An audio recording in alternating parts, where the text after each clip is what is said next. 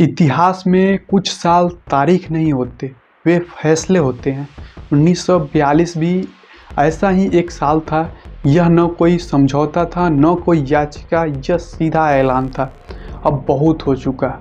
अब जरा 1942 से पहले का भारत समझिए। दुनिया दूसरे विश्व युद्ध में जल रही थी। अंग्रेज कमज़ोर थे, थके हुए थे, घबराए हुए थे। लेकिन भारत को पूछा तक नहीं गया कि वह युद्ध चाहता भी है या नहीं। भारतीय सैनिक लड़े जा रहे थे, भारतीय पैसा खर्च किया जा रहा था, भारतीय जान जा रही थी बिना अनुमति के, बिना सहमति के। और यही भारत के सब्र की सीमा टूट गई। अब आता है एक सवाल जो बहुत कम पूछा जाता है। अगर अंग्रेज इतने ताकतवर थे तो 1942 में वे इतने डर क्यों गए? क्योंकि उन्हें पता था अब लड़ाई नेताओं की ही नहीं रही, अब लड़ाई जनता की बनने वाली है। अगस्त 1942 मुंबई, अखिल भारतीय कांग्रेस समिति। गांधी खड़े होते हैं। कोई लंबा भाषण नहीं, कोई घुमा फिरा कर बात नहीं, बस एक वाक्य, करो या मरो। अब जरा इस वाक्य को महसूस कीजिए। यह अहिंसा का नारा नहीं था, यह अंतिम चेतावनी थी। मतलब साफ था, अब या तो आज़ादी मिलेगी या सब कुछ टूटेगा। अंग्रेज समझ गए अगर इस बार आंदोलन खुला रहा तो 1857 से भी बड़ा विस्फोट होगा।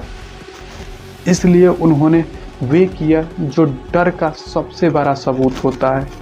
एक ही रात में गांधी, नेहरू, पटेल, आज़ाद सबको गिरफ्तार करवाया, पूरा नेतृत्व जेल में। अब अंग्रेज़ों ने सोचा अब आंदोलन खत्म, लेकिन यही उन्होंने सबसे बड़ी भूल की। नेतृत्व जेल में था, लेकिन आदेश सड़कों पर था। भारत फूट पर, रेलवे लाइनें उखड़ने लगी, डाक खाने जले, थाने खाली हुए। कई जगह तो अंग्रेजी शासन पूरी तरह गायब हो गया। अब यह अहिंसक आंदोलन नहीं था, यह जन विस्फोट था।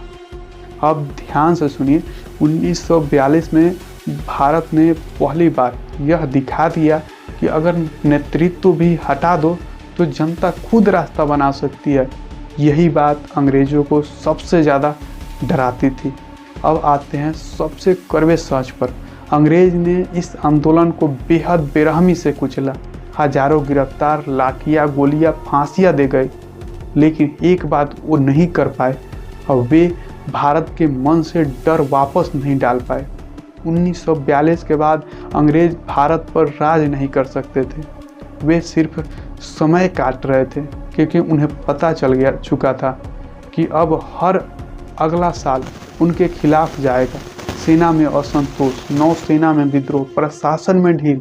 1942 ने अंग्रेजों की रीढ़ तोड़ दी। 1947 ने शरीर गिराया।